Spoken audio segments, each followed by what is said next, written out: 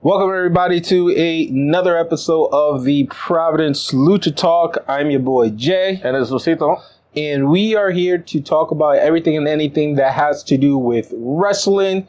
For those who are joining in, please be sure to follow us on all of our social media. Type in the word Providence Lucha Talk. You will find us, as well as your favorite podcast if you want to just listen to the audio. Money in the Bank this Sunday. For real this time, this Sunday, July 1st, in London, we will be seeing the pay-per-view at 7:30 p.m. Eastern Time, and we're going to go straight to our prediction. I'm going from 7 up. So, Gunther versus Matt Riddle, which is a match that was announced after Raw. It's for the Intercontinental Championship. Who is your pick and why? Gunther is going to be my pick. Undefeated, okay. Still going to go leave Europe undefeated. Somebody will take it. I think they're coming back soon, but we'll get to that later on. But my pick is Gunther. All right. Being realistic, the card seems to be focused on Gunther. Gunther is also my pick. Now, the one thing I could see that could go in favor for Riddle, and if it does happen, 2 thumbs up, is Randy Orton shows up, RKO Gunther while referee is distracted, and help Riddle 1, 2, 3 pin him. That's the only way. That's the way I was thinking, but I was just like, I think that might unfold later on, but I think it might be the opposite. I think Randy Orton's coming back, basically his last title run. Because I think, not for his career, but I think for the IC, like, it might be the last title run for the IC. Okay. So I think Gunther might be to possibly dethrone. Okay. So we'll find out which way it's going to go. That's not bad. Not bad. The Women's Tag Team Championship is going to be defended of the champions Blazer and Rousey versus Liv Morgan, the return of Liv Morgan, and Raquel Rodriguez. Who's your pick and why? The champions retain. Baszler and Ronda Rousey. I think it's going to be the split of the tag team of Raquel and Liv Morgan, and Raquel will start looking for her own title for herself. I'm going with Liv Morgan and Raquel. I respect for what Raquel said. These are a tag team championship that we did not lose. They only was relinquished due to the injury of Liv Morgan. Ronda and Blazer are looking good. I get that. They're the undisputed champion. We're going to talk more about that later, about what happened to the belt. And Raquel tapped out on the last match. So. And she did tap out on the last match. But is Liv Morgan the special element for this matchup? We'll find out. So this is a split between you and I. The next matchup is, I think, should be the closer. I believe it's the closer for many reasons, and we'll go more in depth later on. The Bloodline versus the Uso in a tag team match. I believe that the Uso are going to hurt Roman Reigns, but it's not enough to beat the Bloodline. And I do have a follow-up prediction after we run down every matchup, but I think the Bloodline is going to win this. I think the Bloodline will pull it off somehow. I think they're going to be basically the Usos and the ones. I don't think they'll get this one done. Yeah, I agree. Following match, we have Seth freaking Rollins versus Finn Balor. It's for the World Heavyweight Championship match. This is a matchup that's 7 years old, and this is something that we all been waiting for. I don't know how well Balor is at the moment, but my guy Seth is retaining that belt. I think he's going to put his body, his heart, and soul into this match, and he's leaving London as heavyweight champion. I will have to go with the opposite. I think we will get a new champion. He defeated the NXT champion on the last episode of Raw. They're doing a bunch of vignettes for him and kind of trying to push him. And I think the movie situation and injuries and everything, I think Seth did his thing, being the first basically inaugural champion. But I think it's the time to pass off the torch to the new champion. It's going to be Finn Balor. Wow. Okay. Another split, guys. So here are the two ladder match for the Money in the Bank. As we guys know, the Money in the Bank has a contract where it allows the individual to cash in for the men any championship from the Roman all the way down to the NXT where Carmelo is, or Wes Lee, who is the North American champion. To the women's side, it could be from, Asuka, Rhea Ripley, and Tiffany Stratton. Maybe the tag team if they want to.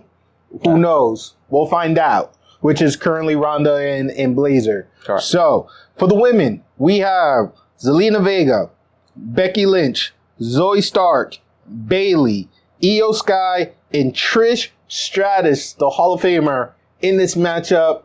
I know you said it before, but go ahead, say it again. Who is your pick in winning the Money in the Bank? It's going to be the legit, for real. I think it's going to be Io Sky. Wow. Okay. Yeah. I did want to Zelina Vega, but Io Sky, she's basically the favorite, and she out of everybody, she deserves it the most. She basically needs to like cash it in and kind of like we're gonna see her against Asuka and other matchups and stuff. But I think she's the one that makes the most sense at the moment for the pay-per-view going in on this weekend. I love that. My pick still, I'm going with Io Sky as well.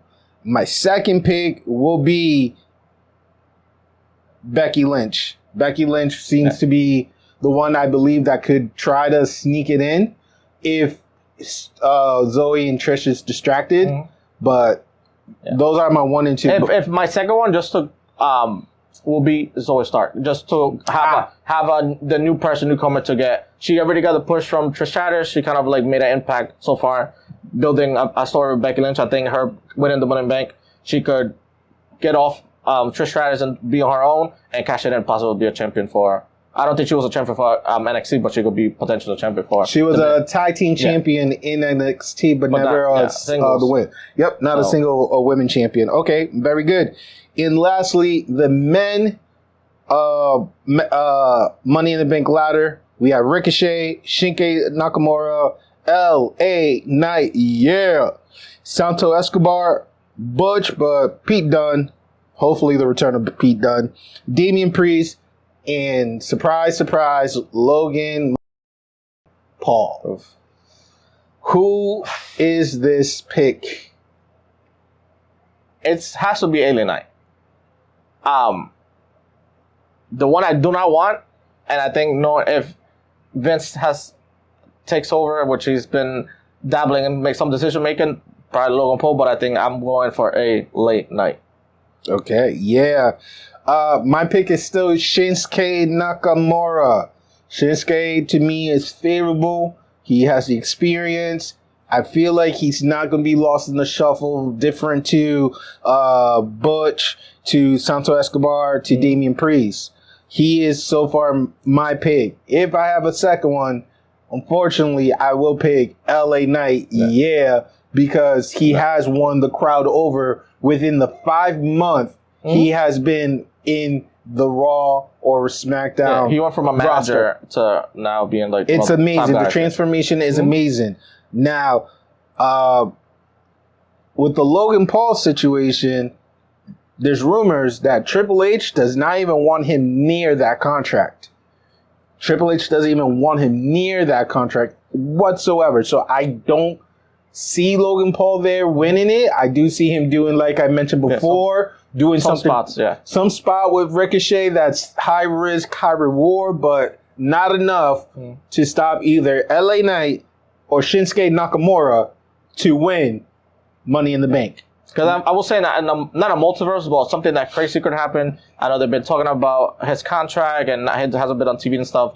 But we could see potentially maybe Drew McIntyre pull up Brock Lesnar and cash it in and get his opportunity from there. In order for him to do that, that means one person will have to be out.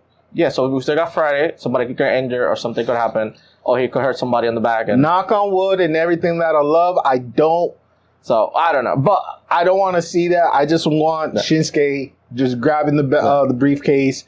And here is my prediction. If the Bloodline, or as they called it, the Bloodline Civil War is at the end of this pay-per-view, I predict Shinsuke is going to attempt to cash in. That's why I made the comment that the Uso, they're going to hurt Roman as much as they can. Even if Roman wins, even if Solo is out of the picture or occupied with the Uso, I could see Shinsuke cashing in and going after Roman that night, that same night.